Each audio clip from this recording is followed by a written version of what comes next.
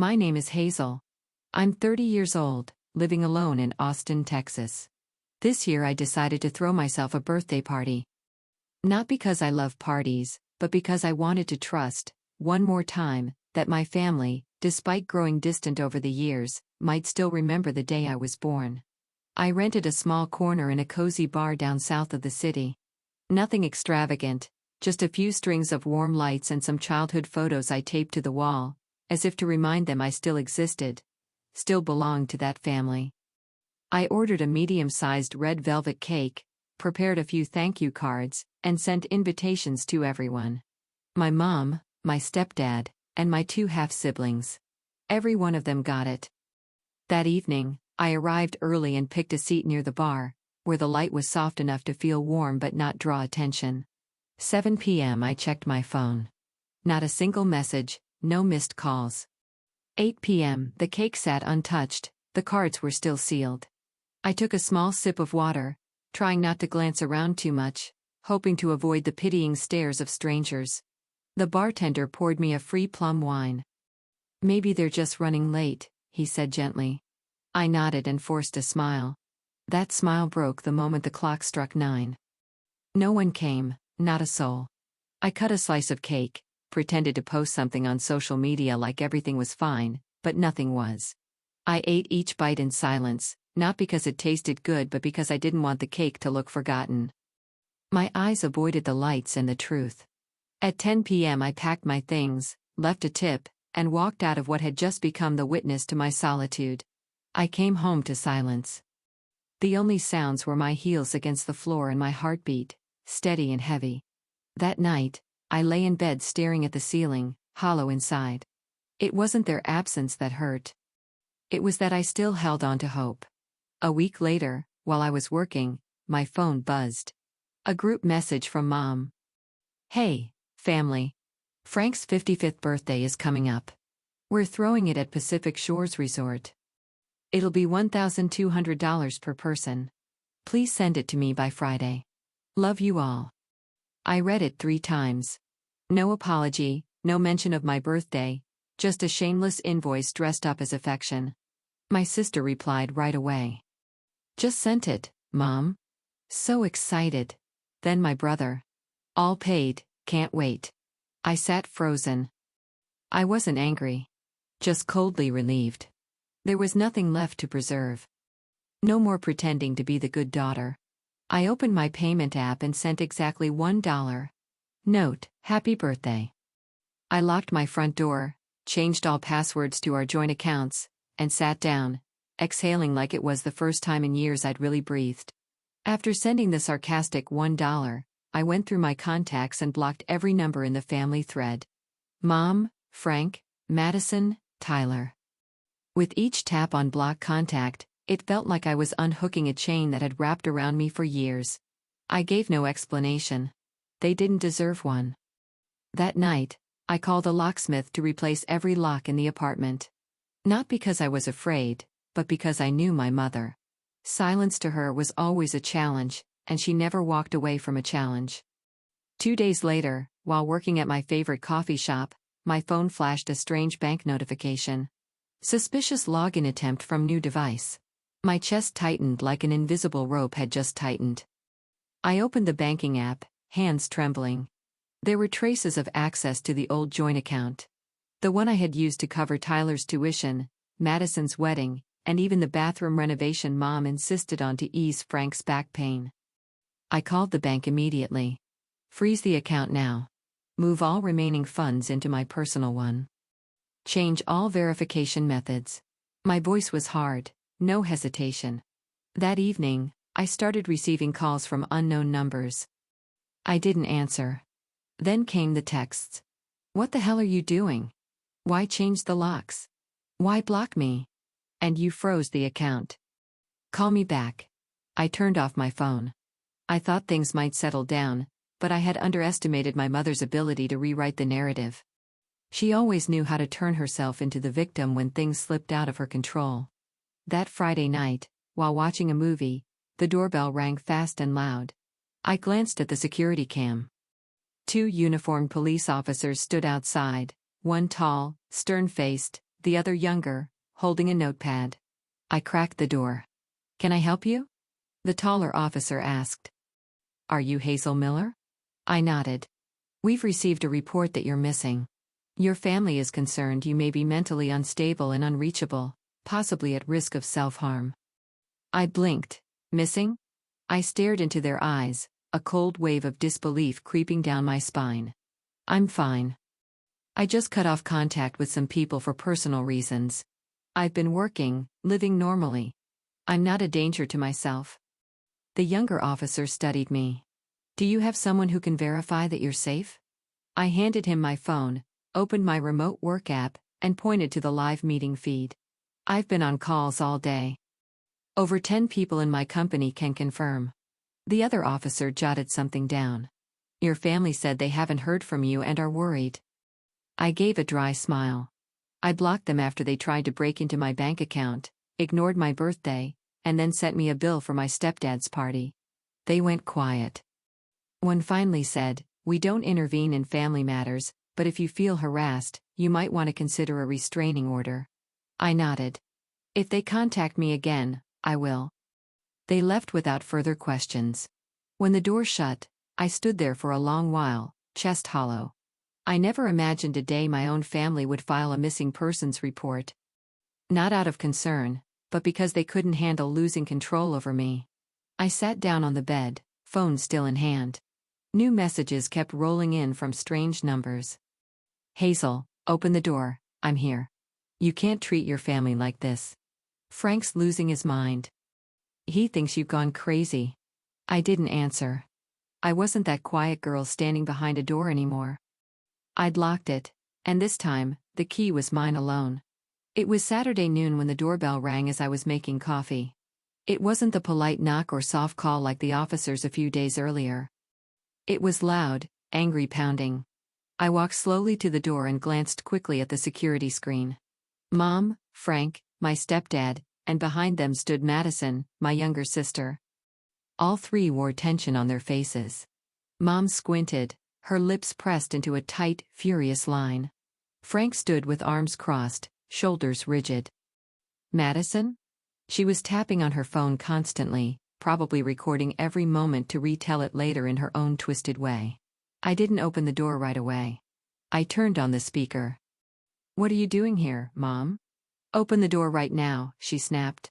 "We need to talk." "That's enough, Hazel."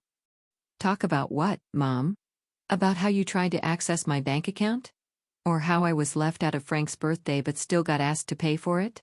Frank cut in, voice thick with reproach. "You're acting like a child. We're all worried about you and this is how you respond." I let out a dry laugh. "Worried? You called the police and reported me missing. That's your version of concern?" Madison banged hard on the door. "Who do you think you are? Ignoring our calls? Our texts? Now you're playing the victim?" I took a deep breath and opened the door. I didn't let them in. I stood firm in the doorway, blocking entry. "What do you want?" I asked, with no attempt to hide the cold edge in my voice. My mother looked me in the eyes, voice full of drama. "We're family and you're treating me like a stranger. I don't even recognize you anymore."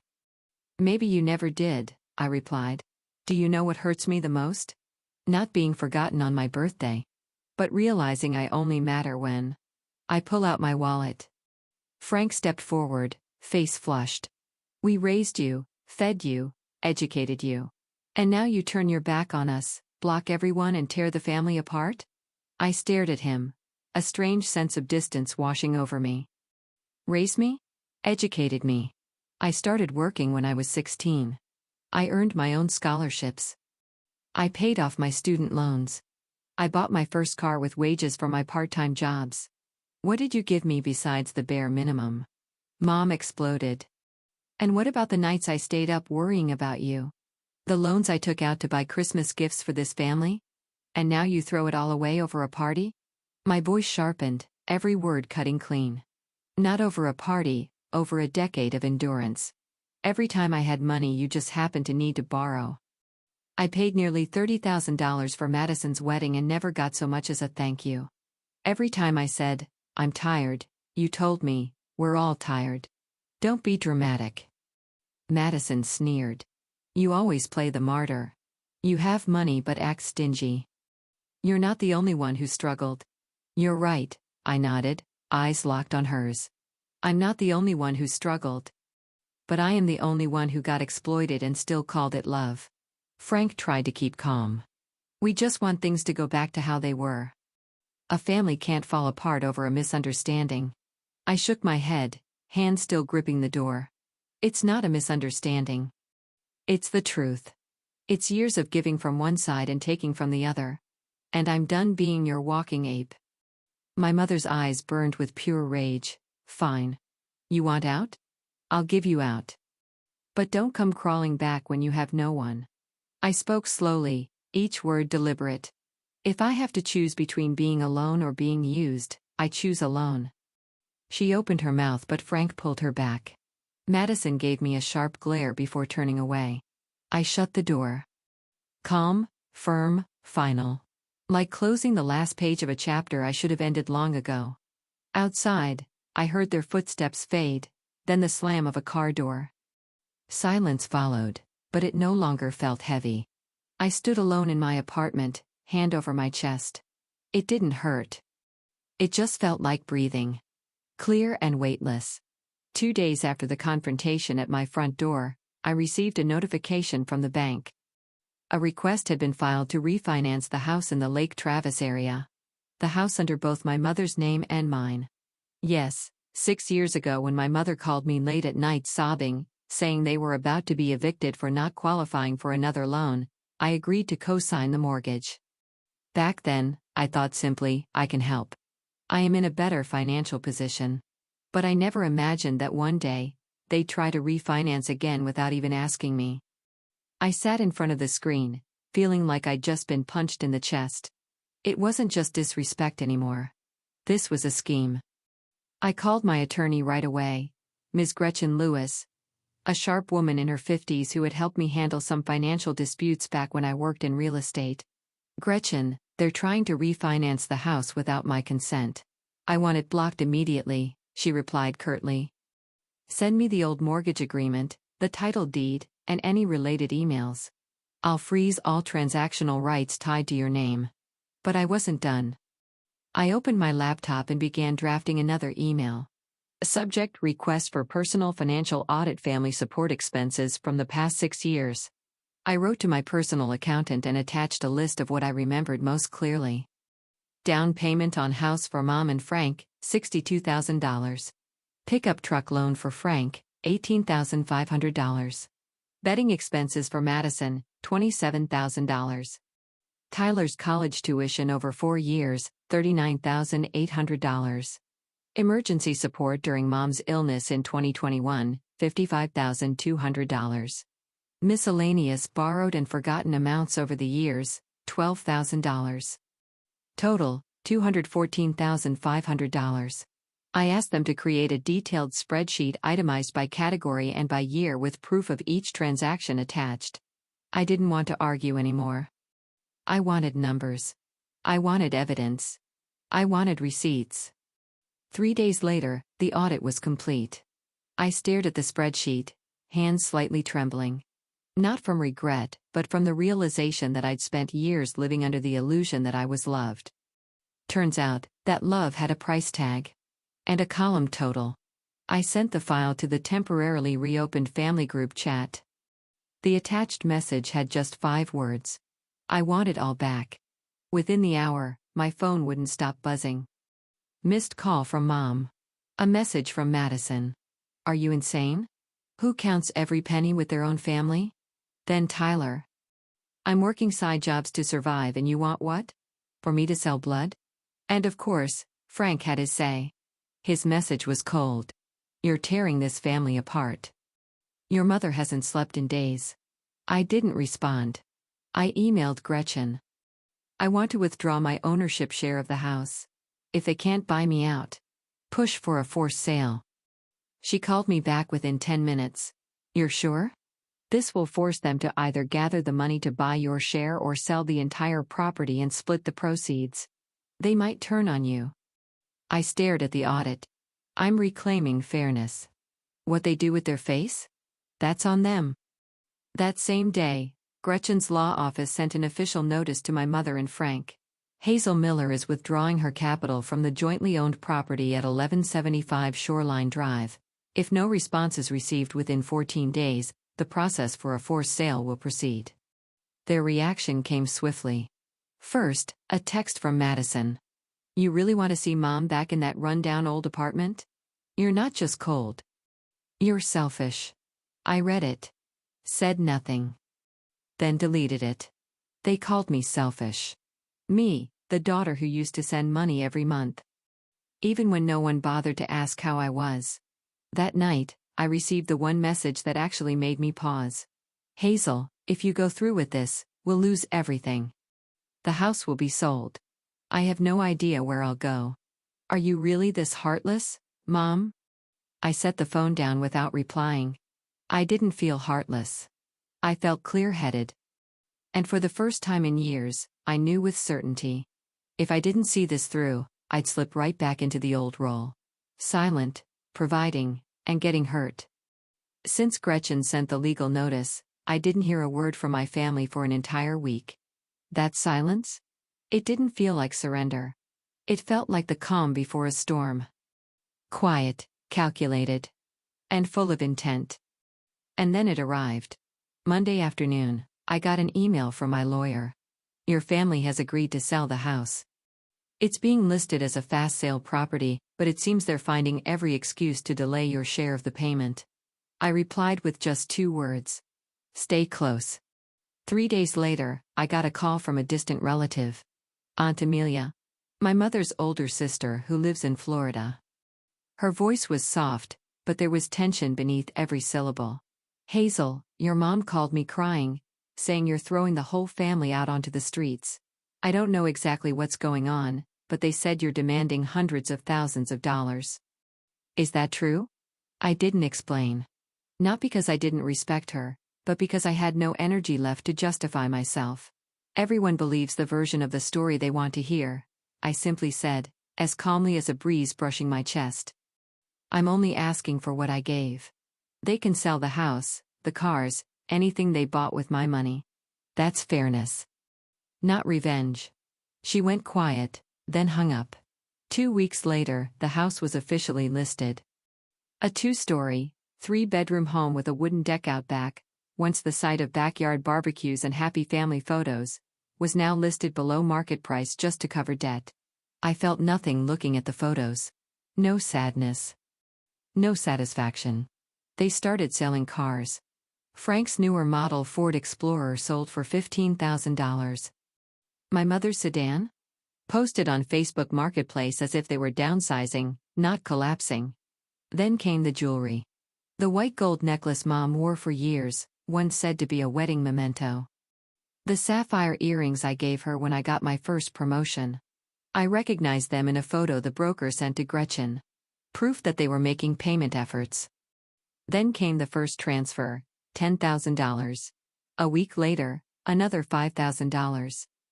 I said nothing. I didn't follow up. But Gretchen didn't wait.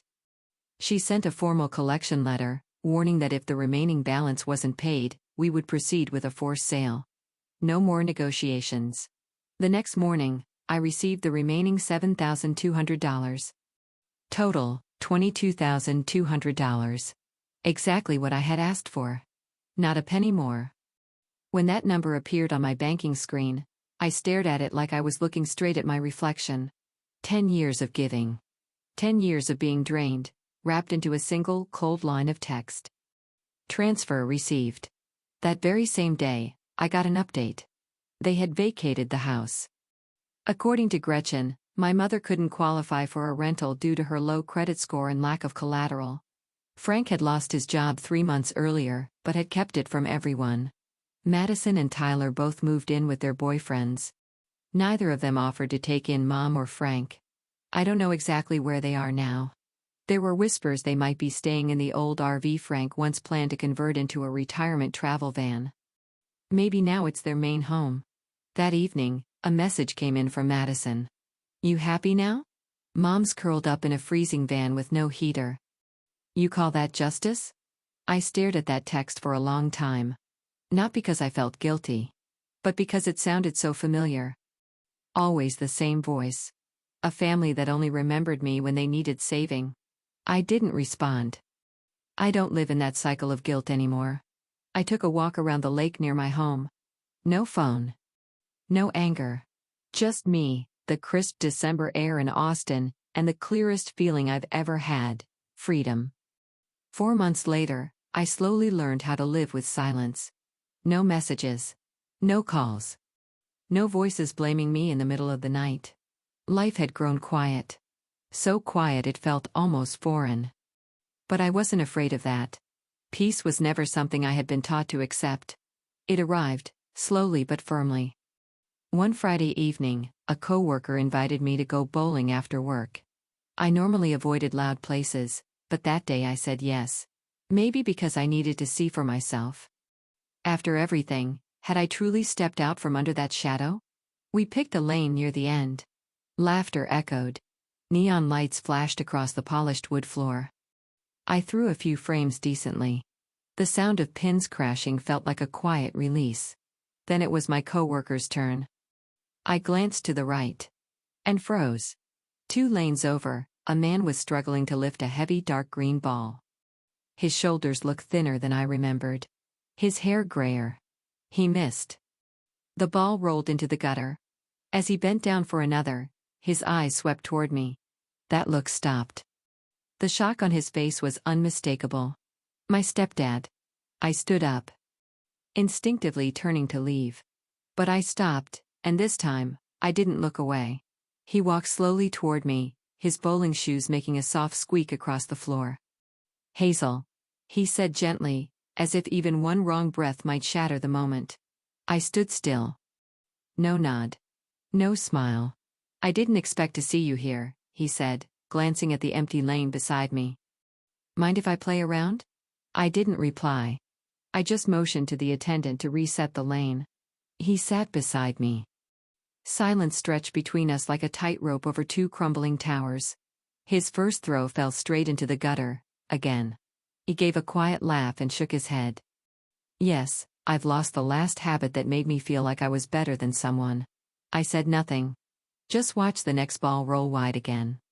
"Hazel," he said as he sat back down. "I didn't come here to ask for money. If it were the old me, I probably would have. But not this time." I turned to look at him. The green light brushed across his face, revealing lines he could no longer hide. I used to think I was strong. A man. The head of the house. But when you started earning, growing, becoming more independent, I felt small. His voice dropped a beat. I was jealous. And instead of trying harder, I hid behind the role of stepfather. Used the label family to hold on to what was never mine. I rested my arms on my knees, eyes steady. "You didn't just take money. You took trust. And you dragged my mom, my siblings, into a cycle of dependence no one was willing to admit."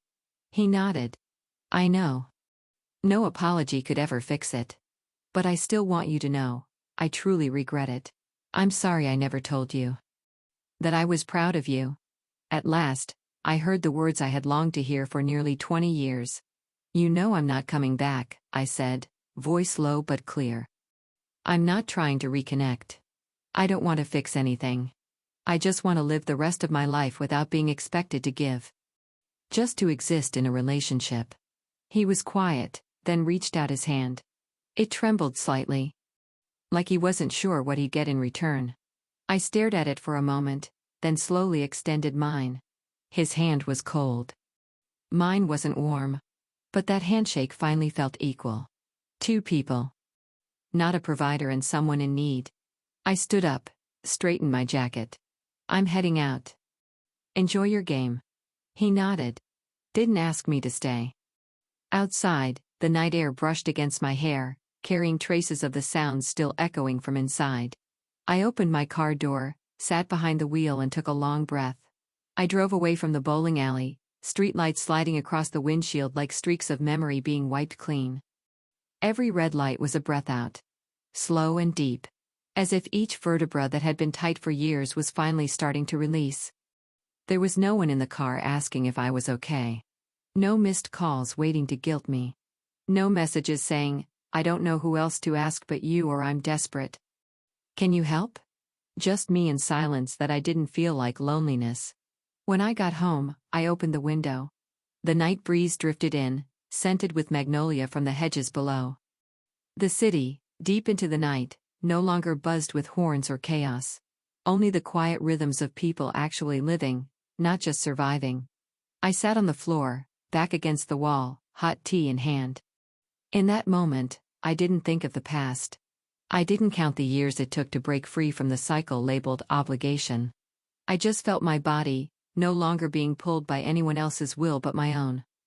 I used to think revenge would bring satisfaction, but it didn't. What I'd done wasn't about winning. It was about escape. Escape from the role of the good daughter. Escape from the trap of unconditional love that only went one way. Escape from emotional control, tears, anger, guilt sweet enough to numb every boundary. I opened my laptop and checked my account summary, not to see the balance but to stare at the number that had never made me feel safer than now. I booked a trip, not to run, but to begin again somewhere I had no roles to play. A place where I wasn't someone's sister, someone's daughter, or the name on a loan. I was just Hazel. The next morning, I woke early. No alarm. No pressure. I walked through the park near my house. Kids were kicking a soccer ball, an older man was letting his dogs run free, and a young woman was reading on a bench. No one knew who I was. No one needed anything from me. And that feeling? It wasn't empty. It was freedom. I don't know what the future will look like. Maybe my family will try to reach out again. Maybe someday, I'll receive a handwritten letter from my mother full of tears and longing. But what I do know for sure is this. I'm no longer under their control. I don't need anyone to approve of my choices. I made them. And I live with them. Steadfast, quiet, and without regret. That night, as I walked past a little secondhand shop, I saw a small wooden sign hanging on the wall. It read, "Freedom isn't walking away from someone. It's returning to yourself." I smiled. No one had to see it. Hazel's story is a powerful reminder that family bonds don't mean unconditional sacrifice. In a world where family pressure is often disguised as duty, setting boundaries is an act of courage. Hazel wasn't chasing victory. She was choosing freedom from a sweet but toxic kind of control.